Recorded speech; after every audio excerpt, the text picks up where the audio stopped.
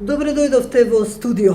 Гостин Драги Несторовски, поранешен припадник на МВР, сега во пензија, кој долги години се занимавал со расветлување на случаи од кривични дела од областа на криминалот со културното наследство. Добре дојдовте во студио.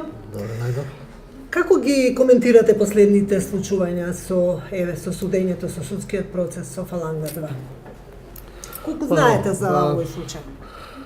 Сепак и мораше нешто тоа да се случи во оваа држава и високи функционери од областа на заштитата на културното наследство да се најдат пред портите на судот, бидејќи подолго време имавме сознание за вакви случаи се случуваат од страна на стручните лица, да не кажам археолози и лица од управата, но после моето заминување полицијата успеала да направи докази и да спроведе она што треба да се спроведе согласно казаните одредби.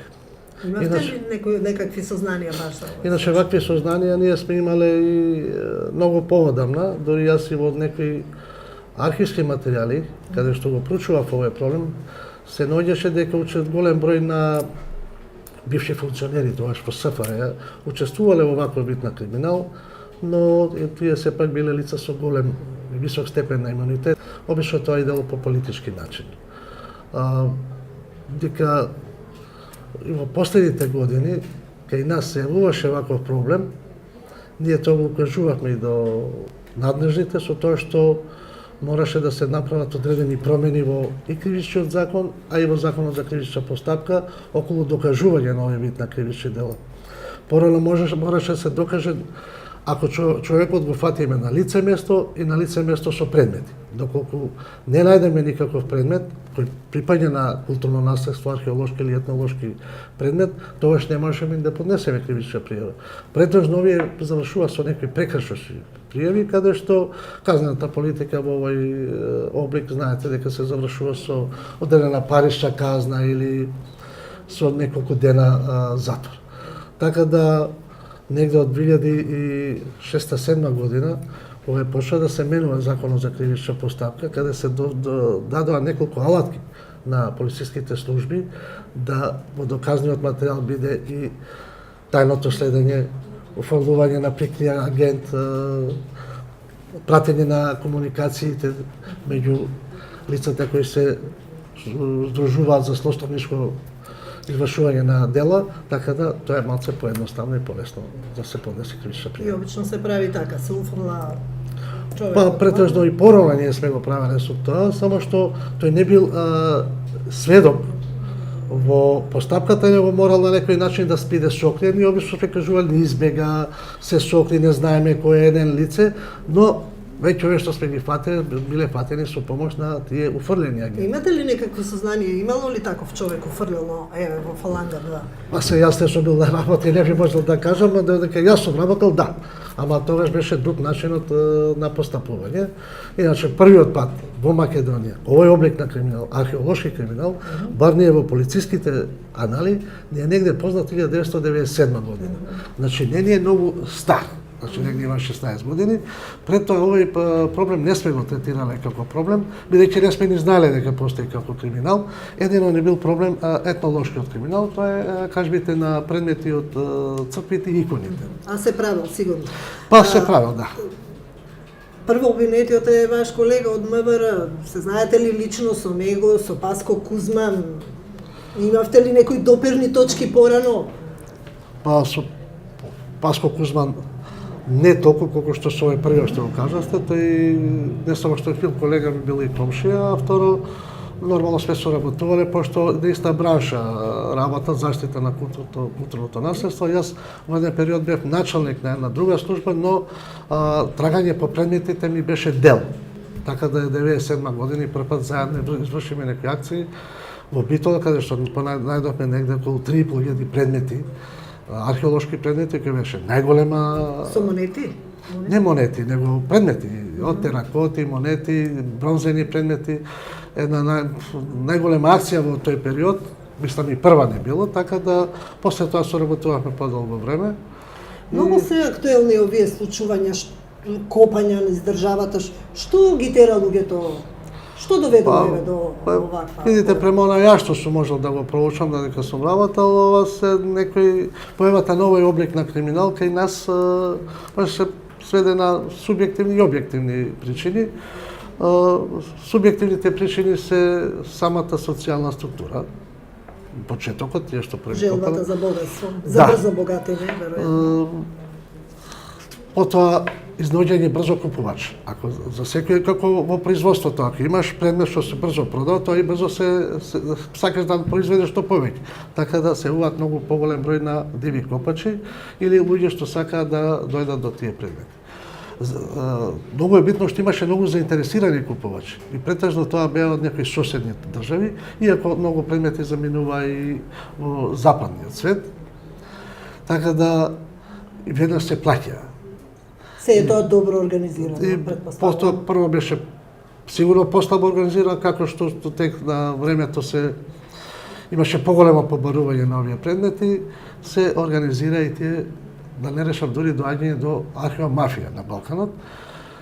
Така да само не е Македонија каде што е нападната од ова архива мафија, него сигурно се Бугарија, Албанија, Србија, Хрватска, Босна, нешто и Грција, иако они имаат некои многу строги закони во однос на оваа сфера, кај нас е многу до пред неколку години беа многу лабави, многу либерални, така да претежно кажувам дека завршуваме со кривични пријави, а не со прекршочни пријави, а не со кривични. На кои вака случаи сте работеле, еве, ако во моментот можете да се сетите така, поважни некои случаи? Па Некои афери, скандали, првиот случај што би е беше тоа 1997 година, кога првпат дојдовме до сознание дека во Битола ќе се продаваат предмети археолошки ископани негде во југот на Македонија, односно во Ландовско-Гевгелискиот регион. Тогаш моравме да уфрлиме агент, нешто би рекле, за да можеме да ги дознаеме податоците. И беше интересантно дека во Битола, кај што требаше да се изврши примопредавањето на предмети, бевме така поставени да секој што ќе влезе во куќата, после тоа биде следен да видиме кој од каде доаѓа. И беше чудно што дојде околу 50-60 луѓе, немавме толку луѓе кои да ги следи нив, така да моравме да завршуваме, прекинуваме акцијата и тоа што беше фатено, најдовме после од нивното кажување дојдовме по човек, негде по 3500 предмети беа открени за 2 дена и 3 ноќи. Значи, таа акција траеше непрекинато. Од Битола почнеме, завршиме со Скопје и во Ландов. Имаше доста претреси, доста притварање и поднесоме до нас соодветни кривични пријави против сите. Кои се копани из државата, мислам? Тоа се лаковерни, диви копачи, има луѓе од други структури, високи функционери, Па сега видите вака. државата, самата држава. Има копачи, да не кажам и државата, а има и после одредени бизнисмени кои го финансираат сега копањето за да се изврши одреден коп на некој простор каде што се третира дека може да се најдат златни и бронзени предмети или предмети, артефакти, теракоти и така натаму, кои имаат свое значење, мора да се наврши, да се изврши и сондирање. За сондирање на тој терен мора да има техника соодветна. За брзо копање треба да имате и механизација. Значи имаме одредени групи кои беа толку професионално обучени за извршување на такви задачи, дури јас се сеќавам имаше една група која беше и регистрирана. Како луѓе кои трагаат по богатство. И во еден момент дојде кај мене бара да им се дозволи преку германската амбасада во Германија да ископат, бидејќи дошле до сознание некои мапи, некои карти дека негде е закопано некој богатство. Така да тие со таква механизација прво не се сиромашни. Значи за да купиш механизација ти треба поголема сума на пари или некој тоа што ќе го финансира треба да биде доста имучен. Нормално дека па тие што ги купуваат овие предмети мора да бидат доста имучни кај нас. Еве сега се појавуваат одредени бизнисмени, се кажуваат дека се пасионирани колекционери и купуваат предмети. Тие предмети ги купуваат бесправно. Ама тоа е лошо што па ние немаме ни закон за колекционерство. Имаме луѓе што продаваат стари предмети, а немаме закон за антикварници. Значи не знаеме, мора државата да ги сите тие елементи ги да се доведе во ред. Затоа што може ли некој се да каже од овие притворени јас сум колекционер?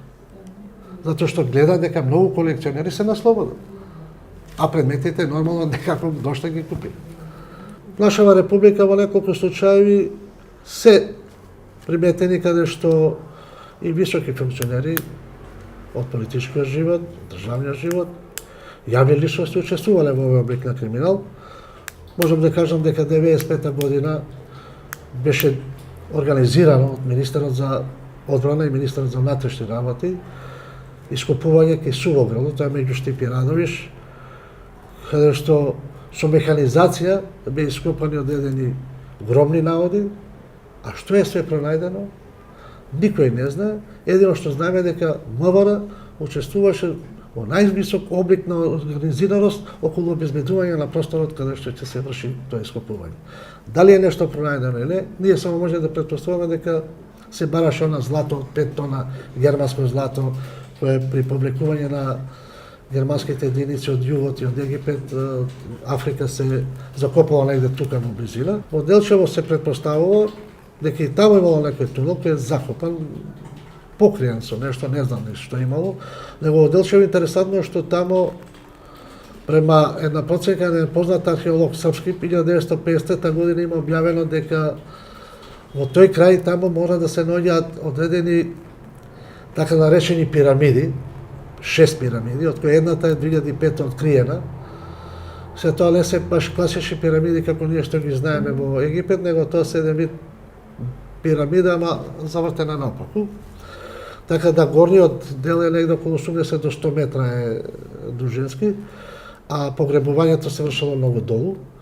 Горе се оставала погребната кочија, која таа најдовме ние 2005 година, а потоа источно се вршеше ископување. Што е пронајдено понатака, не знам, пошто јас не сум археолог, него знам дека кочијата е предадена во Штип, музеот во Штип, Завод и музеј Штип, а сега дадено во Скопје на реставрација. Таа е голема, околу 10-12 метра е. Значи, погребувањето се вршело со почесна стража и нормално тоа е живи војници со послуга да му се најдат на големо поседникот кој е починат и во неговиот задгробен живот. Второ копање има, тоа е 2001-2002 година, се ископуваше во родниците кај Злетово, тие се Кратово, тие се исто така споменик на културата, односно дел од културното наследство. Одредена група на платеници, тогашниот, како да кажам, функционер од МВР, се врши ископување. Дали е нешто пронајдено и тука не може да знае, затоа све тоа тајно се вршело. 2005 година знам дека се вршеше ископување кај Црна река на Исадбеговиот мост, каде со документ стои дека се сокриени 300 кг злато. Организатор на сето тоа беше висок функционер од МВР кој дури го користеше хеликоптерот за пренос. Зашто потоа ова случај го водеше, мислам, државна безбедност, зашто ДБК не му поднесе кривична пријава, не знам. Само знам дека 2 месеци 3 беше пред изборите. И имало многу случаи на струшилица археолози кои вршеле ископување. Да, вие спомнавте дека дури некогаш и на полиграфи биле ставени археолози. Да, и вршеле ископување прво неосновано, значи без некој барање или дозвола од управата, секој ископување мора на локалитетот се даде со проект, со програма. Биле фатени многу пати дека јас сум археолог, имам право да копам било каде било што. Второ, при едно копање им исчезна 25 предмети. Тоа беше 98-99 година, па мораме сите на полиграф да ги ставиме археолози. 25 предмети за време на ископувањето да ти ги однеме малце чудно. И трето, имаме случаи кога археолозите, тоа поточно во Охрид можам да кажам, дека предметите што ги ископувале не се предавани во заводите и музеите, него тие се чуваат дома. Обвинителот во Охрид беше доста разочаран и бараше уште 2006 да се почне со постапка, но не знам зашто од МВР кажавме дека тоа не е облик на организиран криминал, ги оставивме во Охрид сами да го решат тој проблем и што направија, односно ништо не направија.